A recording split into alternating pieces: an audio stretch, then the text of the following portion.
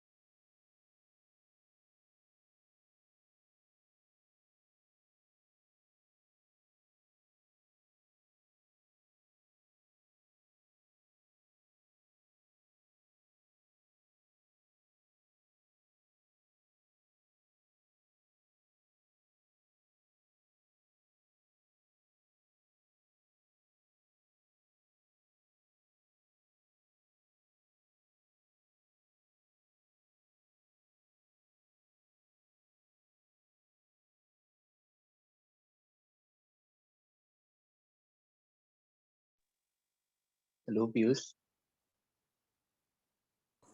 Yeah, hello. Yeah, the audio is clear, right? Yeah, audio is clear. Let's wait a few more minutes so that others can join. Yeah.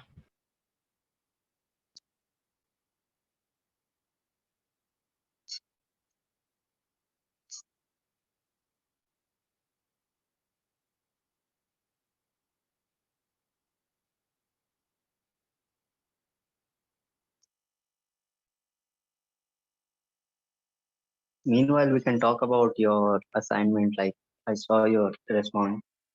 Uh, how did you arrive at those values? Can you Yeah, please?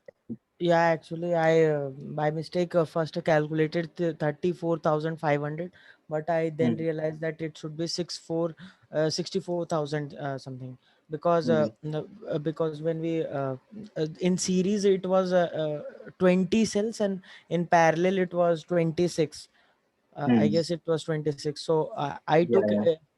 yeah, so I just added 46 into 750, and it was coming in 34,500. But So then I realized that, till there, it was correct actually. 20 S and yeah, 26 P. yeah. You are correct. Then I realized But that it should be no, no, like parallel series. So then I calculated, and then I came to conclusion that it should be 64,000 something. Yeah. no, no, no. See, you added those values, right? No, Why I did you first add? add, like I Why did you first add added 20 and 26? like first I added, but then I realized that I was wrong. So then I designed the configuration, and then I knew that How that many cells are there in total? in total, I guess 26 series. So there was like I calculated it as a AP series. Hmm? A little I calculated it like AP series. So like it's not the conventional way, but I calculated it 20 cells in line in series, and then Hmm. 26 cells in parallel. So there should be a parallel in every row, right? Like I'm not able to Yeah, tell.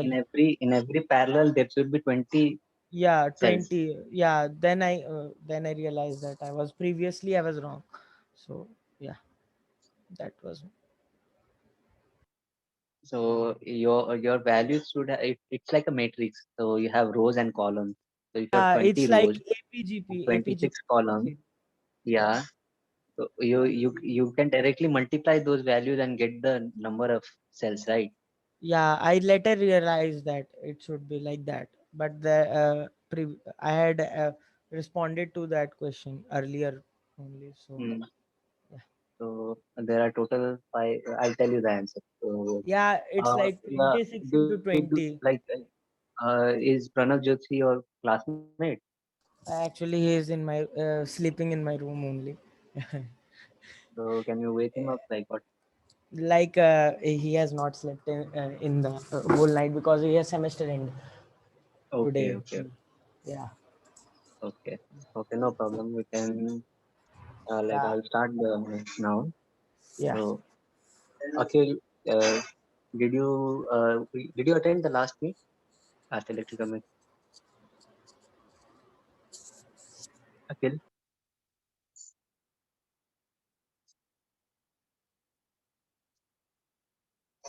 Akhil, can you hear me? Yes, So, did you attend the last meet? sorry. The last meet. You can see this question, right? Were you in the Yes, last meet? yes, I was. Okay, did you attempt this question?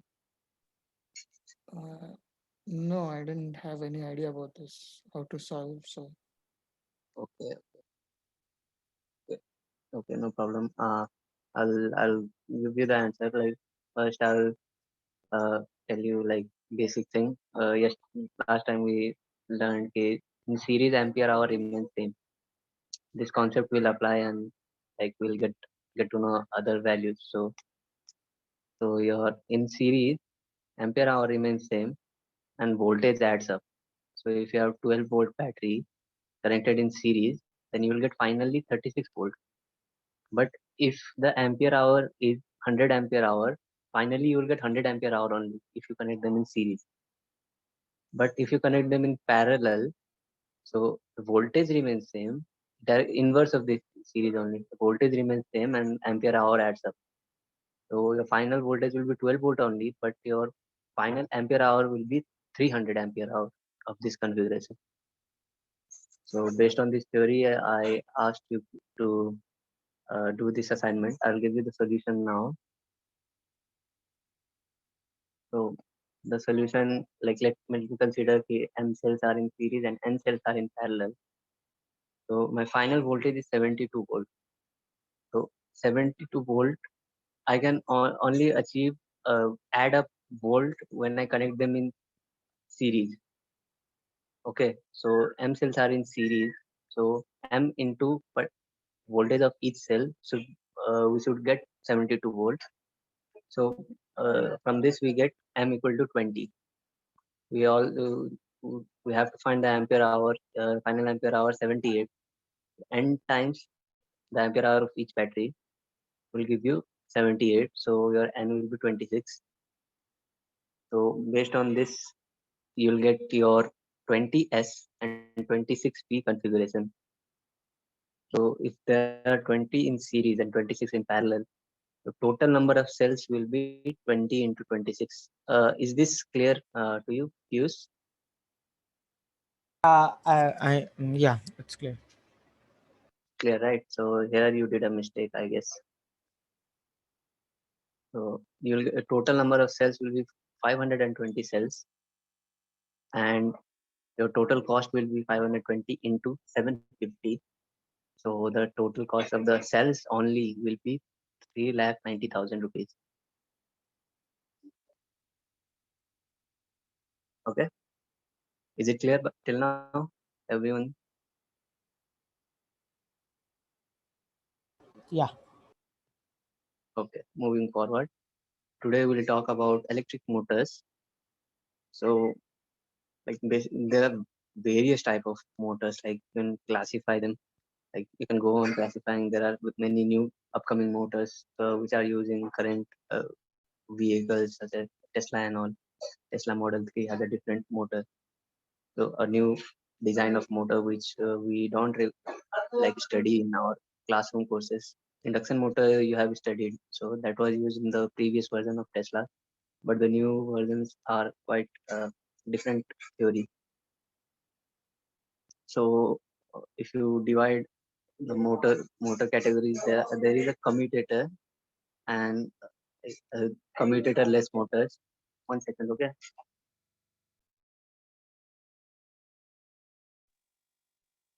Yeah, so we have we can divide it into commutator and commutator less motors.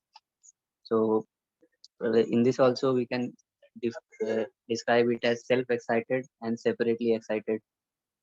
So in commutatorless motor, we have induction motor and synchronous motor, permanent magnet, brushless DC motor, switched reluctance motor, permanent magnet hybrid, and based on induction we have wound rotor, squirrel cage rotor, and on synchronous we have permanent magnet rotor, wound rotor, and reluctant motor.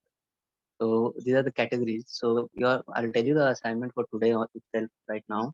You have to go and look up like what these are, go deep and research about each category of motor. You'll get to know various things, how it works, and all. So you can just go to YouTube and search and watch these videos, 5-6 minute videos, and get to know about the motors. Okay, so you can take a screenshot of this thing right now.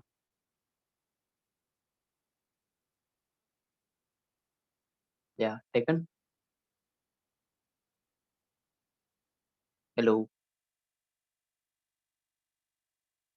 Yeah, yeah, taken. So I'll tell you a bit about brushless DC motors. So brushless DC motor, by the name you can see that there are no brushes and all, and it uses a DC current. So basically, how a motor works is it has a stator. Stator means the stationary part. It has a rotor which rotates the rotary part, and like each stator, we have poles. Okay, so these poles are placed in such a way that this magnet in the rotor, north pole, tries to attract towards the south pole of this permanent magnet, this electromagnet. But when it arrives here, what we will do is we will change the current here so that the polarity changes. So this becomes north pole again, and when this becomes north pole, this becomes south pole. This north pole tries to go towards this other pole. So each time it goes there, we will change the polarity and it will rotate. It is basically the same scenario as the donkey and the carrot scenario. If you guys know about it, if you uh, put a carrot, if you take a stick, hang a carrot and tie that stick on donkey's head, the donkey will try to catch the carrot and it will go forward, but carrot will also go, and like he will try to chase the carrot, but uh, at the end he will not get it and he will keep running. So the similar scenario happens with this also. It tries to attract towards the opposite pole, but we change the polarity and hence like it keeps uh, rotating. So this is the basic concept of motors. We have permanent magnet synchronous motor construction. So it is similar to BLDC, but it's quite complicated and it has more efficiency than BLDC motor. So take a look at this. Like today in today's assignment, like take a look of all the types of motors and how they work, the working mechanism of it. Okay, so as I told you, like we will be changing these polarities here, here, here. So in order to change these polarities, there should be a unit which controls it, which controls the current and how much, when should it be changed and all. So that controlling unit is called motor controller. So it's a part of a motor only, but separate. So it contains all effect sensors and with MOSFET, transistors, and other electrical circuitry. So that it is basically the brain of the motor. So it has a uh, this wire, so it senses how much acceleration pedal is pushed, and based on that current, it gives the output to the motor. And there are other sensors also, so reverse, cutoff power, battery, and all.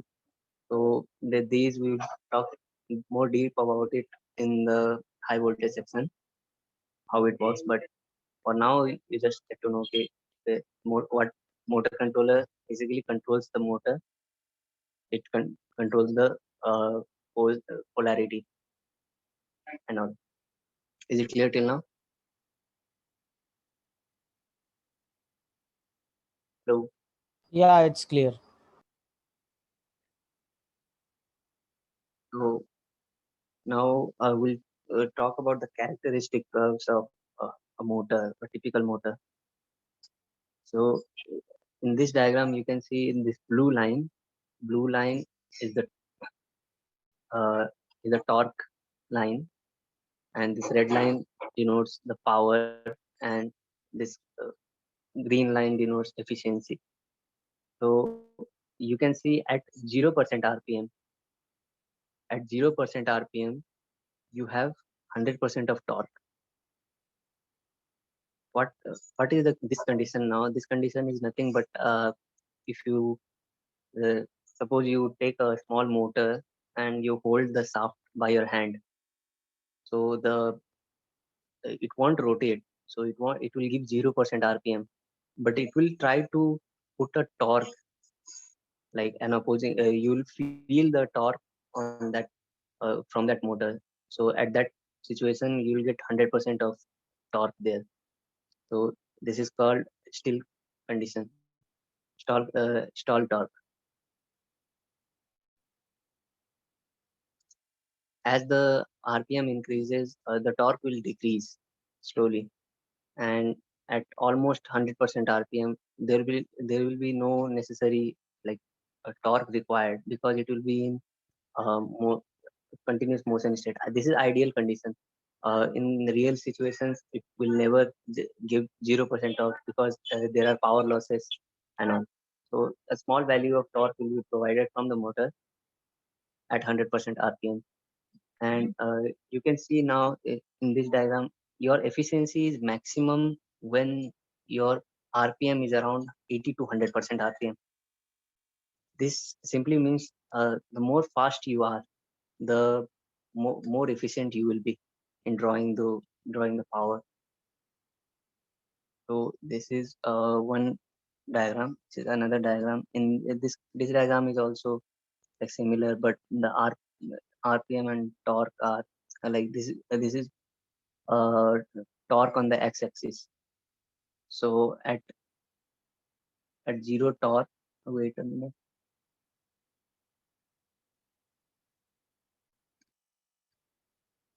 So here at zero torque, we have maximum uh, current. The same scenario here at 0 RPM, this will be in stall condition. We call this stall condition. So stall torque, at stall torque, we will get stall current, and your maximum power output will be in between exactly here in the mid 40 to 60% range of RPM. You'll get maximum power. Also at 0 RPM, at no load, you'll get highest speed.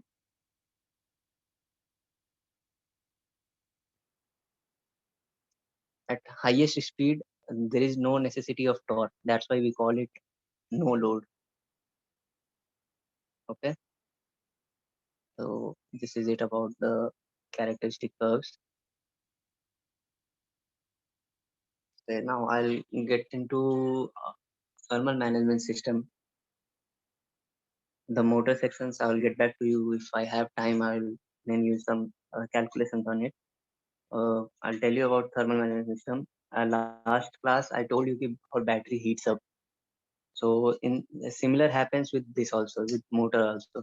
You can see at stall current, stall torque, you have zero power output. In this, you can see it clearly here. So your power will go to zero at 0% RPM and 100% torque. So this is the power output. Where do you think this power go? All of the power that is used, where does it go? Anybody can answer it?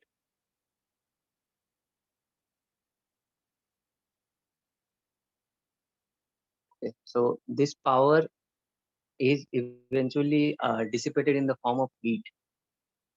So all of the power at 0% RPM at stall condition will be converted into heat, and your motor will heat up. And in frequently when you are driving the motor, obviously it heats up. So in order to like after the motor heats up, it's very like the efficiency will decrease of the motor, obviously. So we need to provide some cooling system for the motor as well, and the battery container. So we'll try to figure out how are we going to cool. So we'll take a look at the thermal management system, how it works. So we have three type of cooling: normal air cooling, and we have liquid cooling, and we have PCM. PCM stands for phase change material. So PCM cooling is a upcoming cooling method where we use phase change materials, so that this thing when we take a solid wax kind of material, and when the battery heats up, it absorbs that energy and it will change its phase, and hence it will cool down the battery. The other air cooling system, you have seen it in your old laptops and all. You have a fan and it cools the CPU of the fan. Similarly, you can cool the battery also by providing a simple fan into the system. And liquid cooling system is the most popular one used in the normal commercial vehicles. So I'll show you one example of Tesla Model 3 cooling system. So can everybody see this diagram clearly? Hello. I can see the diagram. Yeah. So in this diagram, Tesla, this blue color line, you can see this, right? So this is the path for the coolant. So we'll use a coolant and flow through the motor. They use this coolant flow it through the motor, and then it goes into the battery, and then from the battery it comes to the radiator. So when this cold fluid, this coolant, after circulating all of these channels, it absorbs the heat from the battery and the motor, and it gets warm. This hot fluid goes to the radiator, and it cools down the system. It cools down the coolant. So the radiator, you like how many of you have seen like there is always this thing in front of the car. Inside it, there will be a radiator placed slightly at an angle, so that it covers less space, and it like the area it covers for the air is maximum. So that we'll be discussing it in the future classes on thermal management system. So thermal management, I wanted to like incorporate other people mechanical also, because this needs mechanical system. All of you are here from electrical systems only. So I just wanted to you to know कि after the departments have been separated, this thing is totally a new department for Steyr. We haven't used an liquid cooling system, and this will be the first time we'll be using it. So yeah, any doubts still here? It's clear. It's clear. Clear, right?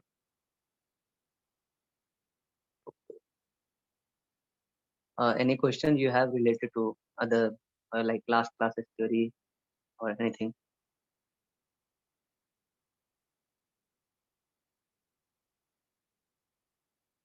Did everyone understand this graph? Yeah, I understood. Yes. Okay, so I'll be ending this session now. So for your assignment, I have told you to learn about all of these different types of motors, how it works. Just a simple like YouTube video, you can watch it and get to know about motors and which motor is best suited for us to use in our Formula car. So take a screenshot if someone you have missed it. Okay.